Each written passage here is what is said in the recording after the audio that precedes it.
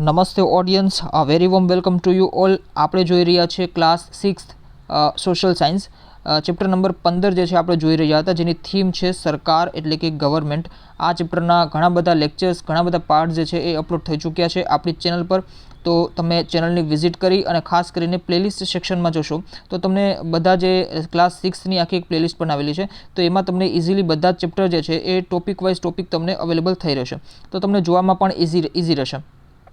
ખાસ કરીને જે લોકો નવા છે એ લોકોને ખાસ કરીને મારે રિક્વેસ્ટ કરવી છે કે પ્લીઝ ચેનલને જે છે એ લાઇક કરવાનું, સબસ્ક્રાઇબ કરવાનું રાખો. લેક્ચરને જોયા બાદ તમે એને લાઇક કરવાનું રાખો અને ખાસ કરીને મને ફીડબેક શેર કરવાનું રાખતા જાઓ. ઓકે, ફીડબેક જો તમે આપશો તો એનાથી મને આઈડિયા આવશે કે ખાસ કરીને કે મારું પરફોર્મન્સ કેવું છે, બેટર કરવાની જરૂર છે કે નહીં, મારું જે પ્રેઝન્ટેશન છે એ કેવું છે, તે ઉપરાંત કન્ટેન્ટ જે હું લઈને આવવાની કોશિશ કરું છું એ કેવો છે, સ્પીચ રિલેટેડ કોઈ ઇસ્યુ છે કે નથી, ટેકનિકલ ઇસ્યુ કોઈ છે કે નથી. તો આ બધી વસ્તુની મને આઈડિયા આવશે. એટલે ખાસ કરીને ફીડબેક આપવાનું રાખતા જાઓ અને ચેનલને જે છે એ સબસ્ક્રાઇબ કરવાનું રાખતા જાઓ, જેથી કરીને મને વધારેમાં વધારે મોટિવેશન મળે, ઉત્સાહ જાગે અને ખાસ કરીને હું સારામાં સારો કન્ટેન્ટ લઈ આવવાની જે છે એ કોશિશ કરું.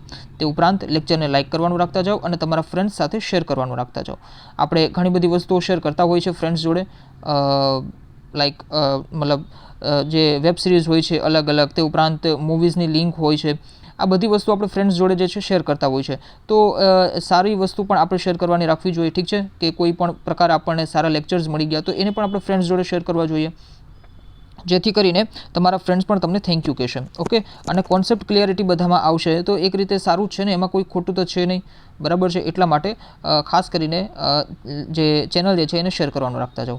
ઓકે, તો હવે આપણે આગળ વધીએ છીએ. તો સૌથી પહેલાં તો આપણે ચેપ્ટરની થીમ સમજવાની કોશિશ કરેલી હતી કે ભાઈ સરકાર છે શું, સરકાર એટલે શું. બે ક્વેશ્ચનને આપણે સારી રીતે સમજ્યા હતા. સરકાર એટલે શું અને સરકાર શા માટે, આ બંને વસ્તુ જે છે એને આપણે બહુ સારી રીતે સમજ્યા હતા. ત્યારબાદ ગવર્મેન્ટના જે ફંક્શન્સ છે, ગવર્મેન્ટનું જે રોલ છે સોસાયટીમાં, એડમિનિસ્ટ્રેશનમાં, એના શું શું કાર્યો હોઈ શકે, તો એ આપણે અહીંયા જે છે સારી રીતે સમજવાની, ડિટેલમાં સમજવાની કોશિશ કરેલી હતી. ત્યારબાદ આપણે આપણા દેશમાં આવીએ તો ભારતમાં ખાસ કરીને તમે જુઓ કે આપણી સરકાર કઈ રીતના બનેલી છે, તો ત્રિસ્તરીય માળખું છે ગવર્મેન્ટનું, અથવા તો જેને કહી શકાય કે 3 લેવલ છે ગવર્મેન્ટ્સના. કઈ રીતે તમે જુઓ કે નેશનલ લેવલની ગવર્મેન્ટ, સ્ટેટ લેવલની ગવર્મેન્ટ અને ખાસ કરીને લોકલ લેવલની ગવર્મેન્ટ. આમાં તમે જુઓ કે કેવું છે કે આપણો દેશ જે છે ખૂબ જ વિશાળ છે, બ્રોડ કન્ટ્રી છે. આપણો જે લેન્ડમાસ છે એ ખૂબ જ સારો એવો વધારે છે. તો એનાથી શું થશે, આઈ થિંક તમને આઈડિયા આવશે જ કે ભાઈ વર્લ્ડમાં જે છે 7th લાર્જેસ્ટ કન્ટ્રી જે છે એ ઇન્ડિયાનું નામ આવે છે, ભારતનું નામ આવે છે. તો આટલો વિશાળ દેશ અને પ્લસ આટલી બધી ડાયવર્સિટીવાળા ચેપ્ટરમાં પણ આપણે જોઈ ગયા કે કેટલી પ્રકારની ડાયવર્સિટી છે આપણા ઇન્ડિયામાં. તો આટલી પ્રકારની ડાયવર્સિટી, આટલો લેન્ડમાસ, તે ઉપરાંત પણ ઘણી બધી વસ્તુઓ જે છે, બધું વસ્તુને મેનેજ કરવું જે છે એ ખૂબ જ અઘરું થઈ પડે. અને માત્ર એક સીટ ઉપરથી, સેન્ટ્રલ લેવલની સીટ ઉપરથી આખા દેશને ડેવલપ કરવું, બરાબર છે, આખા દેશનું ધ્યાન રાખવું, it is quite tough possible, not possible. તો એટલા માટે જે છે એ ક્યાંક ને ક્યાંક તમે જુઓ કે ત્રિસ્તરીય માળખું જે છે એ આવી જતું હોય છે. ખાસ કરીને રાષ્ટ્રીય સરકાર એ રાષ્ટ્રીય લેવલના કામ કરશે, નેશનલ લેવલના કામ કરશે. આપણા કોન્સ્ટિટ્યુશનમાં જ્યારે આપણે કોન્સ્ટિટ્યુશનને ભણશું, કોન્સ્ટિટ્યુશનનું સ્ટડી કરશું, ત્યારે આપણને આઈડિયા આવશે કે ભાઈ સ્ટેટ લિસ્ટ હોય, કોન્કરન્ટ લિસ્ટ હોય અને ખાસ કરીને યુનિયન લેવલની જે લિસ્ટ છે, તો એ પ્રકારે સરકાર જે છે પોતાના કાર્યો કરતી હોય છે. તો એ આપણે ત્યાં જોયેલું હતું. ત્યારબાદ આપણે સરકારના પ્રકાર જે છે એના વિશે પણ આપણને આઈડિયા મળી ગયો. ખાસ કરીને જો સરકાર શું છે, શા માટે છે, આ બધી વસ્તુ આપણે જોઈ લીધી. આપણા દેશમાં જે કઈ રીતે સરકારનું માળખું છે એ પણ આપણે જોઈ લીધું. પણ સરકાર જે છે એ ખાસ કરીને એ વિશ્વમાં અલગ અલગ દેશોમાં કેવા પ્રકારની શાસન વ્યવસ્થા ધરાવે છે સરકાર.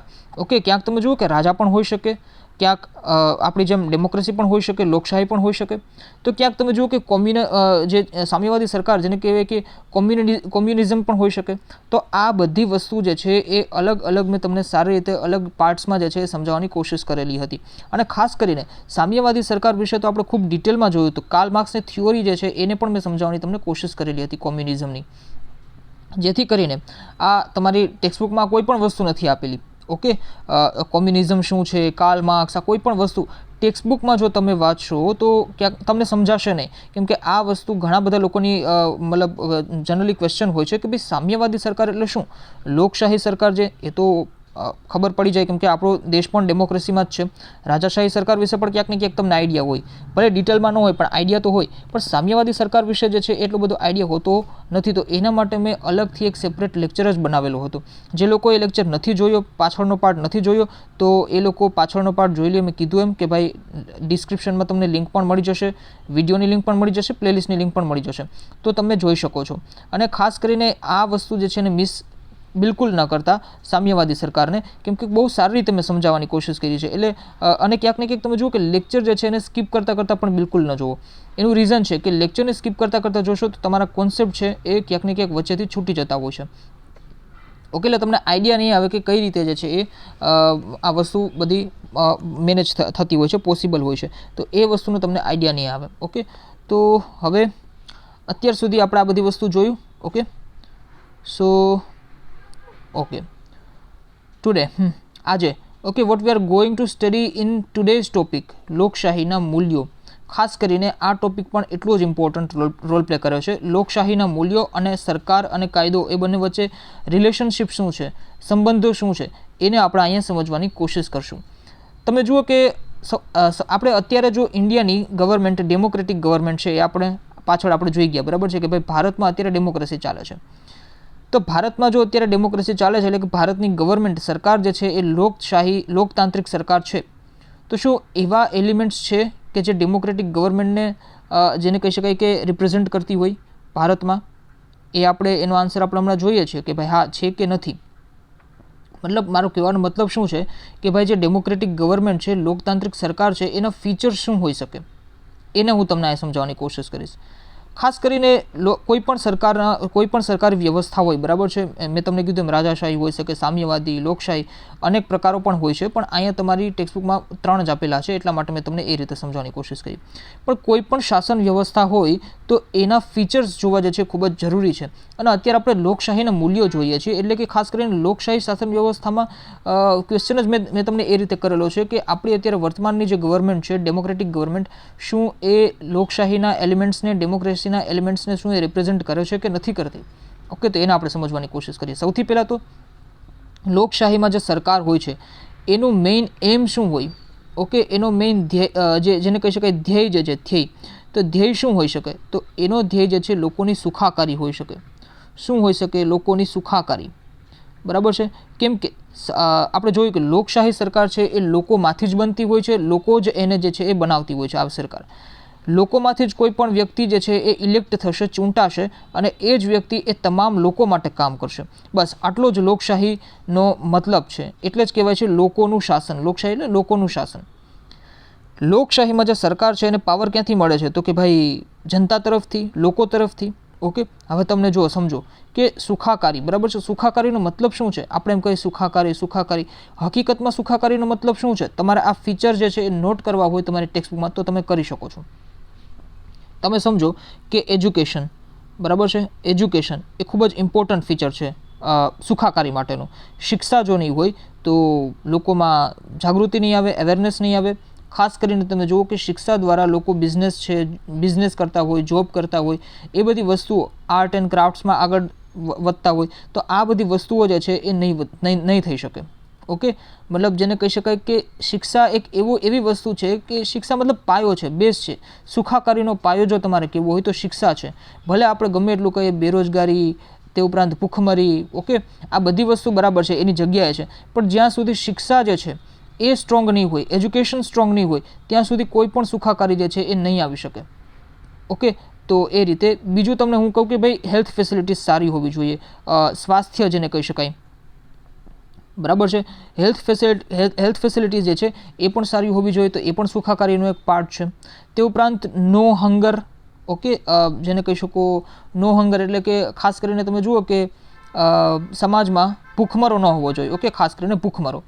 ઇલેક્ટ્રિસિટી, વીજળી, બરાબર છે, એ પણ બેસિક નીડ છે. તે ઉપરાંત વોટર અવેલેબિલિટી, પાણીની ઉપલબ્ધતા. તે ઉપરાંત મેડિસિન્સ તમે જુઓ કે હેલ્થ ફેસિલિટીઝમાં જ આવી જાય, પણ તેમ છતાં મને યાદ આવ્યું એટલે મેં કહી દીધું મેડિસિન્સ, દવાઓ, બરાબર છે. તે ઉપરાંત જે રિસોર્સિસ છે, જે આપણા કુદરતી સંસાધનો છે, એને સસ્ટેઇન રાખવા, એને ટકાવી રાખવા. ઓકે, તો આ વસ્તુ જે છે. તે ઉપરાંત તમે જુઓ કે ફોરેસ્ટ એરિયા ઇન્ક્રીઝ થવો, સારું આપણને એન્વાયરમેન્ટ મળવું, ખાસ કરીને તમે જુઓ કે પ્યોર એન્વાયરમેન્ટ મળવું, ક્લીન એર મળવી, ચોખ્ખી હવા. અત્યારે પણ તમે જુઓ દિલ્હીમાં પ્રદૂષણ કેટલું છે, તો શું એ સુખાકારી કહેવાય? દિલ્હીમાં પ્રદૂષણ એટલું છે કે જેથી લોકો જે છે ત્યાંના શ્વાસ લેવામાં પણ તકલીફ પડતી હોય છે, તો શું એ સુખાકારી કહેવાશે? બિલકુલ સુખાકારી નહીં કહેવાય. તો લોકશાહીના મૂલ્યો આપણે સમજીએ છીએ, એમાં આપણે એ જ સમજવાનું છે કે ભાઈ લોકશાહીનો મતલબ જે છે એ સુખાકારી સાથે જોડાયેલો છે. લોકોને કેન્દ્રમાં રાખીને સરકાર કામ કરતી હોય છે. એજ્યુકેશન હોય, ગુડ હેલ્થ ફેસિલિટીઝ હોય, નો હંગર હોય, ઇલેક્ટ્રિસિટી સારી મતલબ લોકોને પહોંચી મળતી હોય, તે ઉપરાંત વોટર અવેલેબિલિટી સારી હોય, મેડિસિન્સ, સસ્ટેન રિસોર્સિસ, જે ફોરેસ્ટ એરિયા છે એને ઇન્ક્રીઝ કરવું, ખાસ કરીને પર્યાવરણ જે છે, એન્વાયરમેન્ટ જે છે એ શુદ્ધ રાખવું, ક્લીન એર, ઓકે, ચોખ્ખી હવા મળી રહેવી. તો આ બધી વસ્તુ જે છે એ ગવર્મેન્ટ જો કામ કરતી હોય તો એને કહેવાશે કે લોકશાહી સારી રીતે ચાલી રહી છે. ઓકે, આ બધી મતલબ સુખાકારીનો મતલબ શું? Good livelihood. અને લોકશાહીનો મતલબ સુખાકારી. એટલે આ બધી વસ્તુને લોકોની જે છે એ કેન્દ્રમાં રાખી અને જરૂરિયાતને કેન્દ્રમાં રાખી અને ભાવિ આયોજન કરવાના હોય છે સરકારે. એનો મતલબ હોય છે લોકશાહી. તો આઈ થિંક આ તમને બધાને સમજમાં આવી ગયું હશે. તે ઉપરાંત તમે જુઓ કે કોન્સ્ટિટ્યુશનની જો વાત કરું, બંધારણની જો વાત કરું, તો ખાસ કરીને ભારતીય બંધારણની, ઇન્ડિયન કોન્સ્ટિટ્યુશનની DPSP, okay, DPSP plus fundamental rights આપેલા છે. આ બંને વસ્તુ શું છે? જ્યારે આપણે કોન્સ્ટિટ્યુશન સમજશું ત્યારે આપણે ડિટેલમાં બધી વસ્તુને જોવાના જ છે કે ડાયરેક્ટિવ પ્રિન્સિપલ્સ, રાજ્યનીતિના માર્ગદર્શક સિદ્ધાંતો અને મૂળભૂત અધિકારો, મૂળભૂત હકો નાગરિકોને આપવામાં આવેલા છે. ઓકે, DPSP કોને આપેલી છે? DPSP એટલે કે રાજ્યનીતિના માર્ગદર્શક સિદ્ધાંતો એ સરકારને, બંધારણ જે છે એ સરકારને કહે છે કે ભાઈ આ રીતે તમારે કામ કરવાનું છે. લોકશાહી સરકાર આ રીતે કામ કરશે. લોકોને કેન્દ્રમાં રાખીને, બંધારણને કેન્દ્રમાં રાખીને કામ કરવાનું છે. ફંડામેન્ટલ રાઇટ એટલે કે મૂળભૂત અધિકારો, મૂળભૂત હકો લોકોને ડાયરેક્ટલી આપવામાં આવેલા છે. આ બધી વસ્તુ જે છે એ લોકશાહીના મૂલ્યો તરીકે ગણી શકાય. સમજમાં આવે છે? જે ઇક્વલિટી હોય, સિક્યોરિટી હોય, ફેસિલિટીઝ હોય, આના માટે લોકશાહીના મૂલ્યો જે છે એ કામ કરતા હોય છે. ખાસ કરીને આ જ બધી વસ્તુ જે છે એ લોકશાહીના મૂલ્યો છે. સમજમાં આવી ગઈ બધી વસ્તુ? તો હવે આપણે વાંચીએ તમારી બુકમાં કે શું કહેવા માંગે છે. કે આપણે જોયું કે સ્થાનિક કક્ષાએ, રાજ્ય કક્ષાએ અને રાષ્ટ્રીય કક્ષાએ શાસન થાય છે. લોકોના જીવન ધોરણને ઊંચું લાવવા અને તેમની સુખાકારી માટે લોકશાહી શાસન વ્યવસ્થા કાર્ય કરતી હોય છે. લોકોને કેન્દ્રમાં રાખી જરૂરિયાત અને ભાવિ આયોજન કરતી વખતે ધ્યાનમાં રાખવામાં આવે છે. એટલે લોકોની ડિમાન્ડ શું છે એને ધ્યાનમાં રાખવામાં આવે છે. કહેવાનો મતલબ શું છે કે લોકોની ડિમાન્ડને ધ્યાનમાં રાખવામાં આવે છે અને પછી કોઈ પણ જે પ્લાન છે એ ગવર્મેન્ટ કરતા હોય છે. લોકો પોતાની તરફેણમાં મતદાન કરે તે માટે લોકશાહી શાસકો સરકારનું સંચાલન કરે છે. સમજાઈ ગયું કે ભાઈ ગવર્મેન્ટ જે છે એ કેવી રીતે કામ કરશે? કે ભાઈ વખતો વખત દર 5-5 વર્ષે ઇલેક્શન થાય છે આપણા દેશમાં, તો વખતો વખત જે છે એ આપણી જ ગવર્મેન્ટ, આપણી પાર્ટીની જ ગવર્મેન્ટ રહે, આપણી પાર્ટીની જ સરકાર રહીએ. ઓકે, એ રીતે જ સરકારના જે લોકો છે એ કામ કરતા હોય છે. એટલે ખાસ કરીને તમામ લોકો જે છે એ વારે વારે જે છે એક જ મતલબ જે સરકાર છે એને જ વોટ આપે, કરંટ ગવર્મેન્ટ જે છે એને જ વોટ આપે, એવું ગવર્મેન્ટ કરવાની ટ્રાય કરતી હોય છે. લોકોની સુખાકારી, સુવિધા અને વિકાસને મહત્વ આપી બંધારણને આધારે લોકશાહીના મૂલ્યોનું જતન કરવામાં આવે છે.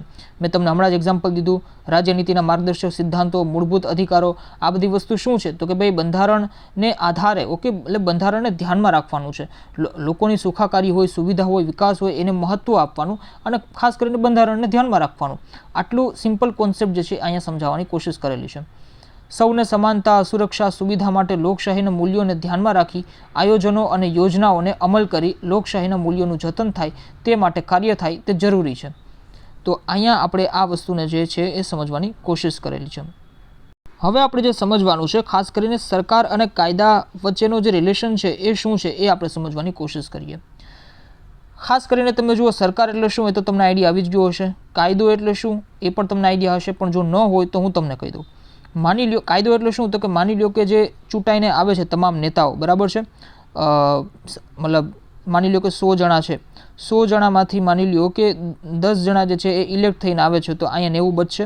હવે આ 90 લોકો જે છે એના બિહાફમાં આ 10 જણા જે છે એ કામ કરશે, બરાબર છે. શું કામ કરશે? તો ભાઈ સમાજની જે રીતના ડિમાન્ડ છે, હમણાં જ મેં તમને કીધું બંધારણને આધારે રાખીને લો મેકિંગનું કામ કરશે. લો મેકિંગ એટલે કે કાયદાઓ બનાવશે. હવે કાયદાઓ બનાવવા માટે આપણા બંધારણમાં ખાસા એવા પ્રોવિઝન્સ આપેલા છે, બરાબર છે. તો એ વસ્તુ જ્યારે આપણે કોન્સ્ટિટ્યુશનને ભણશું, કોન્સ્ટિટ્યુશનનું એનાલિસિસ કરશું, ત્યારે આપણને આ વસ્તુ સમજમાં આવશે કે કાયદો બને છે, ફાઇનલી કાયદો જે છે એ બનતો કેવી રીતે હોય છે. પણ મોટે ભાગે હું તમને સમજાવી દઉં કે ભાઈ ખાસ કરીને તમે જુઓ કે તમામ લોકો જે તમામ ધારાસભ્યો જે છે એ બેઠા હોય, બરાબર છે, એમપીઝ હોય તો પાર્લામેન્ટમાં અને એમએલએ હોય તો સ્ટેટ લેજિસ્લેટિવ એસેમ્બલીમાં.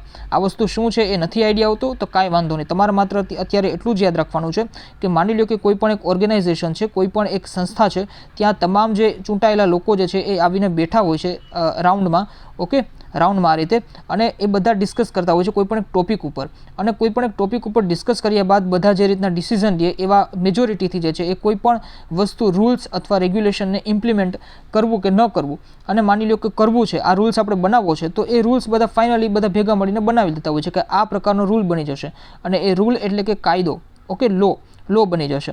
તો હવે અહીંયા હું તમને શું સમજવાની કોશિશ કરીશ કે ભાઈ સરકાર અને કાયદા વચ્ચેનો રિલેશનશિપ શું છે. ઓકે, સૌથી પહેલાં તો સરકાર જે છે તો એના બે કામ હોય છે. શું બે કામ હોય છે? એક તો કાયદો બનાવવાનું, ઓકે, જેને આપણે લો મેકિંગ કહીએ છીએ. લો મેકિંગનું કામ કોનું છે? તો કે ભાઈ સરકારનું. બીજું કામ શું છે? બીજું કામ એમેન્ડમેન્ટ કરવું, લોને એમેન્ડમેન્ટ કરવું, ઓકે, એટલે કે જેને કહી શકાય કે ખાસ કરીને તમે જુઓ કે સંશોધન કરવું,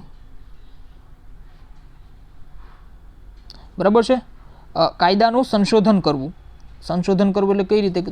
તો કે માની લો કે કોઈ પણ એક કાયદો છે, સપોઝ કે એ કાયદામાં આગળ જતાં કોઈ પણ પ્રોબ્લેમ આવે છે, બરાબર છે, અથવા લોકો જે છે એને લોકોને નથી પસંદ આવતો એ કાયદો, તો એ કાયદામાં સરકાર જે છે સંશોધન કરી શકે છે. હવે આ અમેન્ડમેન્ટ જે છે, જેને કહી શકાય કે સંશોધન છે, એ ઘણી પ્રકારે થઈ શકતું હોય છે. કોન્સ્ટિટ્યુશનલ એમેન્ડમેન્ટ હોઈ શકે, તે ઉપરાંત ઘણી બધી ઓર્ડિનરી બિલ્સનું જે છે એમેન્ડમેન્ટ હોઈ શકે. પણ એ બધી વસ્તુ જ્યારે આપણે બંધારણ ભણશું, બરાબર છે, બંધારણને એનાલિસિસ કરશું, ત્યારે એ બધી વસ્તુ જે છે એ આપણે જોવાની કોશિશ કરશું. અહીંયા હું તમને ખાલી એટલું કહું છું, સરકારના આ રીતે બે જનરલી કાર્યો હોય છે.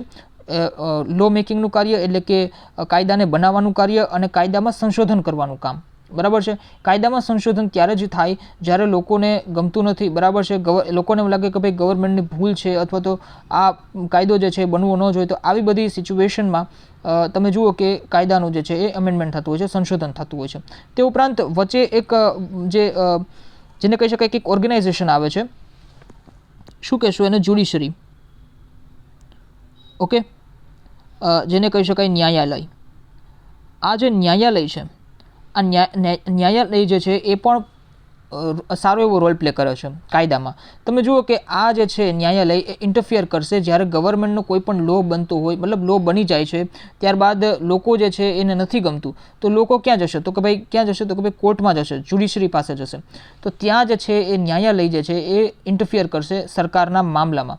આમ તમે જુઓ કે આપણા દેશમાં સેપરેટ સિસ્ટમ છે, સરકાર અને જ્યુડિશરી, સરકાર અને ન્યાયાલય, ન્યાય વ્યવસ્થા, એ બંને જે છે એ સેપરેટલી કામ કરશે, અલગ રીતે કામ કરશે. પણ ઘણી બધી વસ્તુમાં ન્યાયાલયને છૂટ આપેલી છે કે એ સરકારના મામલામાં જે છે એ દખલઅંદાજી કરી શકે છે, ઇન્ટરફિયર કરી શકે છે. એનું રીઝન શું છે?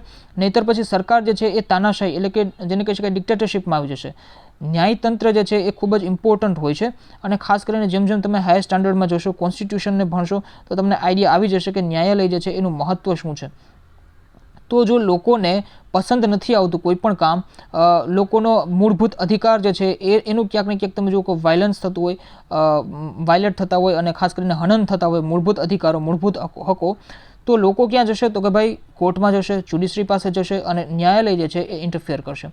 અને એના દ્વારા પણ તમે જુઓ કે લોકો પોતાનો અવાજ જે છે એ ઉઠાવી શકે છે. અને બીજું એ કે અદાલત જે છે, ન્યાયાલય જે છે એ સરકારને આદેશ આપી શકે છે, ઓકે, સૂચન પણ કરી શકે છે, આદેશ પણ આપી શકે છે કે ભાઈ આ રીતે નથી થવાનું અને આ રીતે થવાનું છે. બંધારણને કેન્દ્રમાં રાખવું એટલે એનો મતલબ શું? બંધારણમાં એવી છૂટ આપેલી છે કે ભાઈ સરકાર માની લો કોઈ પણ લો બનાવે છે, કાયદો બનાવે છે, અને જો બંધારણને કેન્દ્રમાં નથી રાખતી, તો ન્યાયાલય જે છે, કોર્ટ જે છે, અદાલત જે છે એ સરકારને આદેશ આપી શકે છે, સૂચન પણ આપી શકે છે કે બંધારણમાં આ રીતે લખેલું છે અને તમે આ રીતે કામ નથી કરતા, તો આ રીતે કામ કરો, ઓકે, એવું અદાલત જે છે, કોર્ટ જે છે એ કહી શકે છે. તો આઈ હોપ કે સરકાર અને કાયદા વચ્ચેનું રિલેશન શું છે, સંબંધ શું છે, એ મેં તમને સમજાવવાની કોશિશ કરી. તો આઈ હોપ કે તમને સમજાઈ ગયું હશે. હવે આપણે વાંચીએ તમારી બુકમાં કે સરકારનું કામ કાયદા બનાવવાનું છે, આ કાયદા સૌએ માન્ય રાખવા પડે. સરકારને કામ કરવા માટે વિવિધ કાયદા મહત્વનું સ્થાન ધરાવે છે. સરકાર જોડે કાયદાના અમલ સાથે તેમાં સુધારો કરવાની પણ સત્તા હોય છે. મેં તમને કીધું એમ કે ભાઈ સપોઝ કે કાયદો બની ગયો પછી એમાં સુધારો કરવો હોય તો એમેન્ડમેન્ટ કરવું હોય તો એની પણ સત્તા સરકાર પાસે જ છે. એમાં કોઈ બીજી ત્રીજી વ્યક્તિ ઇન્ટરફિયર ન કરી શકે. જેને કાયદો બનાવ્યો, ઓકે, જે ગવર્મેન્ટે, સપોઝ કે યુનિયન ગવર્મેન્ટે કાયદો બનાવ્યો, સંઘ સરકારે, કેન્દ્ર સરકારે કાયદો બનાવ્યો, તો કેન્દ્ર સરકાર જ એમાં ચેન્જીસ લાવી શકે છે. રાજ્ય સરકારે કોઈ કાયદો બનાવ્યો તો એ રાજ્યની સરકાર જ જે છે એમાં ચેન્જીસ લાવી શકે છે, એટલે કે એને બદલાવી શકે છે, સુધારો કરી શકે છે. સરકારના કાયદાને લોકો પડકારી પણ શકે છે, કેમ કે ભાઈ આપણું લોકતંત્ર છે. લોકતંત્રમાં રાજાની જેમ ન હોય, ઓકે, સરકારનો કોઈ કાયદો છે નથી પસંદ આવતો તો તમે એને કોર્ટમાં પડકારી શકો, પણ વેલિડ રીઝન હોવું જોઈએ તમારી પાસે જે છે એ વેલિડ રીઝન હોવું જોઈએ, તો જ તમે એને પડકારી શકો. પોતાના અધિકારો અને થયેલ અન્યાય સામે લોકો અદાલતનો સહયોગ મેળવી શકે છે, એટલે અહીંયા અદાલત જે છે એ પિક્ચરમાં આવે છે. સરકારના કાયદા કે કાર્યવાહી સંદર્ભે લોકોને લાગે કે તેનું યોગ્ય રીતે અમલીકરણ થતું નથી, ત્યારે તેઓ પોતાનો અવાજ જે છે એ અદાલતમાં રજૂ કરે છે. જરૂર જણાય ત્યાં અદાલત સરકારને વિવિધ મુદ્દાઓ માટે સૂચન કે આદેશ પણ કરી શકે છે. તો આ રીતે જે છે અહીંયા મેં તમને સરકાર અને કાયદો અને ખાસ કરીને આખું સરકારનું જે બેસિક જેને કહેવાય કોન્સેપ્ટ એ તમને અહીં સમજાઈ ગયો છે કે ભાઈ સરકાર શું છે, કાયદાઓ શું છે, કેટલી પ્રકારના સરકારમાં કેટલી પ્રકારની શાસન વ્યવસ્થા આવતી હોય છે. તે ઉપરાંત ભારતમાં ત્રિસ્તરીય માળખું આપણે સમજવાની કોશિશ કરી. ખાસ કરીને લાસ્ટમાં જે રીતે અદાલત કઈ રીતે ઇન્ટરફિયર કરી શકે છે આ બધી વસ્તુઓમાં, અને લોકોના જે હક છે, મૂળભૂત અધિકારો છે, એનું હનન થાય તો લોકો ક્યાં જઈ શકે, તો કે ભાઈ ન્યાયાલયમાં, એટલે કે અદાલતમાં જઈ શકે છે. આ બધી વસ્તુને આપણે અહીંયા સમજવાની કોશિશ કરી. તો આ રીતે આપણું ચેપ્ટર જે છે એ અહીંયા કમ્પ્લીટ થાય છે, અને આ રીતે સોશિયલ સાયન્સનું 15મું ચેપ્ટર પણ અહીંયા કમ્પ્લીટ થાય છે. હવે જે નેક્સ્ટ ચેપ્ટર આવવાનું છે આપણું એ આવશે બિલકુલ બેસિક લેવલથી, લોકલ ગવર્મેન્ટથી. એટલે ફાઇનલી સિવિક્સમાં હવે જે છે એ ગવર્મેન્ટ સિસ્ટમ, જે સ્થાનિક સરકાર હોય, રાજ્ય સરકાર હોય, એ બધી વસ્તુને હવે આપણે અહીંયા સમજવાની સ્ટાર્ટ કરશું. ખાસ કરીને સોશિયલ સાયન્સમાં 15 ચેપ્ટર આપણે કમ્પ્લીટ થઈ ચૂક્યા છે. હિસ્ટ્રી આખું કમ્પ્લીટ થઈ ગયું છે, જિયોગ્રાફી કમ્પ્લીટ થઈ ગયું છે, અને સિવિક્સમાં પણ ઓલમોસ્ટ પોર્શન જે છે કમ્પ્લીટ જેવો જ છે. 2 ચેપ્ટર બાકી છે, એ પણ આપણે કમ્પ્લીટ થઈ જશે. ત્યારબાદ આપણે જમ્પ કરશું 7th ક્લાસની સોશિયલ સાયન્સ ઉપર. પણ તે પહેલાં મારે તમને રિક્વેસ્ટ કરવી છે કે આટલા લેક્ચર્સ કમ્પ્લીટ થઈ ચૂક્યા હોવા છતાં કોઈનો પણ ફીડબેક નથી આવતો કે કેવું લોકોને લાગે છે. ઓકે, બહુ ઓછા લોકો, આઈ થિંક 3 થી 4 લોકો જ અત્યાર સુધીમાં જે છે 5 લોકો, ઓકે, આઈ થિંક 5 લોકો છે. 5 જ વ્યક્તિ એવા છે કે જેને ફીડબેક મને દીધો છે અને રિસ્પોન્સ દીધો છે. તો હું તમને રિક્વેસ્ટ કરું છું કે આટલા બધો કન્ટેન્ટ જે છે અપલોડ થઈ ચૂક્યો છે, તેમ છતાં તમે લોકો હજી એક્ટિવ નથી. ઓકે, એક્ટિવ નથી તો શું રીઝન છે? શું તમને લોકોને કન્ટેન્ટ રિલેટેડ કોઈ પ્રોબ્લેમ છે, લેંગ્વેજ રિલેટેડ કોઈ પ્રોબ્લેમ છે? ખાસ કરીને તમે જુઓ કે ટેકનિકલ ઇસ્યુ પણ હોઈ શકે છે. ઘણા લોકોને ક્લિયરિટીમાં કોઈ પ્રોબ્લેમ હોય, કોઈ પણ રીતે તમને પ્રોબ્લેમ હોય તો ફીડબેક શેર કરવાની રિક્વેસ્ટ કરું છું. તે ઉપરાંત સબસ્ક્રાઈબ કરો અને ખાસ કરીને તમારા ફ્રેન્ડ્સ સાથે જે છે એ શેર કરવાનું રાખતા જાઓ. મેં તમને હમણાં જ કીધું એમ, બરાબર છે. અને ખાસ કરીને મને એટલો ફીડબેક આપો કે અત્યાર સુધીના 6th ક્લાસમાં તમને જે 15 ચેપ્ટર્સ કમ્પ્લીટ થઈ ગયા, તો એ 15 ચેપ્ટર્સમાં તમને ખરેખર મજા આવી, તમને લોકોને એવું લાગ્યું કે આપણે કંઈક નવું શીખીએ છીએ. ઓકે, બોરિંગ વસ્તુ તમને લાગતી હોય તો એ પણ તમારે કહી દેવા રિક્વેસ્ટ છે કે ભાઈ કહી દો સીધી રીતે કોમેન્ટમાં, ઓકે, ડાયરેક્ટલી, કે જેથી કરીને મને આઈડિયા આવે. તો કોઈ પણ રીતે ફીડબેક આપવાનું રાખતા જાઓ. ઓકે, ખાસ કરીને લાઇક કરવાનું રાખતા જાઓ, શેર કરવાનું રાખતા જાઓ અને સબસ્ક્રાઈબ કરવાનું રાખતા જાઓ. અને કનેક્ટ રહ્યો મારી સાથે, જેથી કરીને, અને હા, સબસ્ક્રાઈબ કરો તો એક વસ્તુ ખાસ યાદ રાખવાની કે બેલ આઇકન જે છે એને પ્રેસ કરવાનું રાખવાનું, જેથી કરીને તમને નોટિફિકેશન મળતી રહે. તો આ રીતે જે છે એ આપણે 15 ચેપ્ટર કમ્પ્લીટ થઈ ગયા. હવે આપણે નેક્સ્ટ લેક્ચરથી 16મું ચેપ્ટર જે છે એ પણ શરૂ કરી નાખશું. 16મું અને 17મું 2 ચેપ્ટર થઈ ગયા બાદ આપણે 7th ક્લાસની ટેક્સ્ટ બુક ઉપર ફાઇનલી મૂવ કરશું. ઓકે, તો thank you for watching the lectures. Please like, share and subscribe. Stay connected with me. Thank you.